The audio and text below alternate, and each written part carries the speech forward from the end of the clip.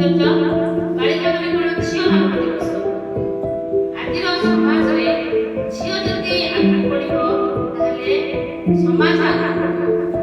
ଗୋଟେ ଘରେ ମା ଯଦି ଶିକ୍ଷିତ, ତେବେ ତମ ମାନଙ୍କ ଘରେ ମା ମାନଙ୍କୁ ପାଠ ପଢଉଛି କି? ଘରେ ପଢଉଛି? କାରଣ ତମ ମାନଙ୍କର ମା 20 ବର୍ଷ ତଳେ ଶିକ୍ଷା ଏତେ ଉନ୍ନତ ନଥିଲା, ଯାହାଫଳରେ କି ପ୍ରତ୍ୟେକ ଗାଁରେ ସ୍କୁଲ ନଥିଲା। ତେଣୁ ଝିଅ ମାନଙ୍କୁ ପାଠ ପଢିବା ପାଇଁ ଦିଆହଉଥିଲା କି? ଆଜିକୁ 100 ବର୍ଷ ତଳେ ଝିଅମାନଙ୍କୁ ପାଠ ପଢିବା ଦିଆହଉଥିଲା।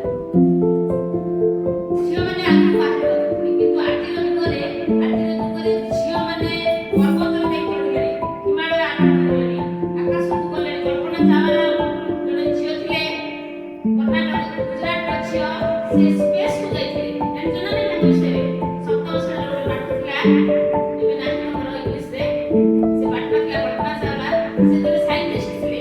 ଛୋଟବେଳୁ ତାଙ୍କ ପରିବାରରେ, ତାଙ୍କ ସମାଜରେ, ତାଙ୍କ ଗାଁ ଗହଳିରେ ମଧ୍ୟ ଝିଅମାନେ ପାଠ ପଢୁଥିଲେ। କିନ୍ତୁ ସିଏ ଆଗକୁ ବାହାରି ପାଠ ପଢୁଥିଲେ। ପାଠ ପଢିକି ତାଙ୍କର ଜିଲ୍ଲାର କଲେଜରେ ପାଠ ପଢୁଥିଲେ। କଲେଜରେ ପାଠ ପଢିକି ସେ ଆମେରିକା ଯାଇଥିଲେ, ନାସା ଇନଷ୍ଟିଟ୍ୟୁସନକୁ ଯାଇଥିଲେ। ମାନେ ଆକାଶ ଉପରେ ଗବେଷଣା କରିବାକୁ, ସ୍ପେସ୍ ଆଷ୍ଟ୍ରୋନଟ୍ କହନ୍ତି ତାକୁ। ବୁଝିପାରୁଛ ନା ନାଇଁ? ମହାକାଶ ଯାତ୍ରୀ ହେଲା। ସେ ଯାଇଥିଲେ 2003 ମସିହା, କେତେ ବର୍ଷ ତଳେ? 22-23 ବର୍ଷ ତଳେ ନାସାରେ ଯାଇକି ରହିଥିଲେ। 15 ଦିନ ଯୋଉ ଫେରିବାର ଥିଲା ବାଟ ତାଙ୍କର,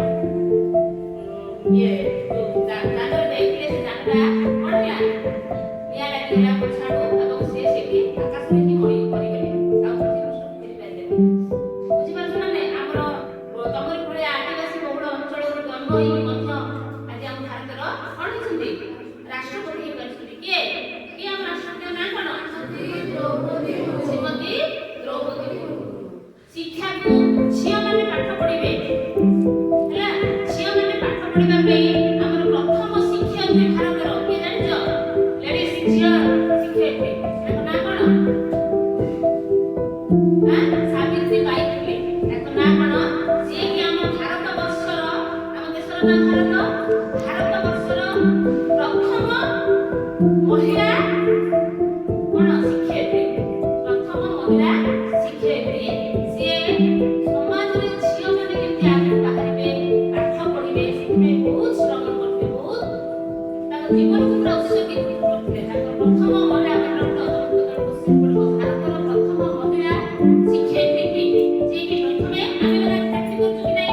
ଆମ ଝିଅକୁ ଆମେ ପାଠ ପଢେଇ ପାରିଲେ, ତମେ ସ୍କୁଲରେ ଯୋଉ ଜିନିଷ ବୁଝି ପାରୁନ, ତମ ମାଆକୁ ଯାଇ ପଚାରି ପାରୁଛ କି? ପଚାରିଲେ ତମ ମା କହିପାରିବ କି? କିନ୍ତୁ ତମେ ସେତିକି ଶିକ୍ଷିତ ହୁଅ, ଯେତେବେଳେ ତମେ ସବୁ ମା ହବ, ତମ ପୁଅ ଝିଅକୁ ତମେ ଘରେ ପାଠ ପଢେଇବ। ବୁଝିପାରୁଛ ନା ନାଇଁ? ଶିକ୍ଷିତ ହବା ହିଁ ଆମର ଆବଶ୍ୟକ। କଣ ଲେଖିବୁ? Educate a girl. କଣ ଲେଖିଛି? Educate a girl, you empower generations. ଯଦି ଆମେ ଗୋଟେ ଝିଅ ଶିକ୍ଷିତ ହବ, ତାହେଲେ ଆମ ଜେନେରେସନ୍, ଆମର ପିଢି ପରେ ପିଢି, ଆମ ତମ ବାପା ଥିଲେ କି ନାଇଁ, ତାପରେ ତମ ଭାଇ ବାପା ହବ, ଏମିତି ଜେନେରେସନ୍ ପିଢି ପରେ ପିଢି ଅଛି ନା ନାଇଁ? ପିଢି ମଧ୍ୟ ଶିକ୍ଷିତ ହବ। ବୁଝିପାରୁଛ ନା ନାଇଁ?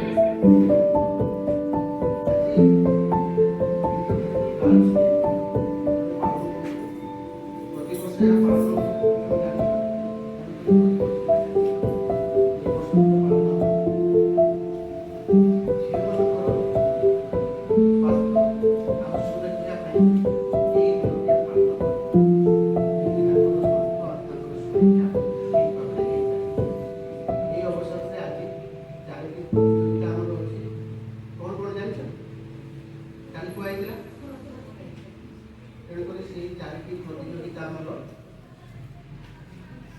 ଆଜି କରାହବ।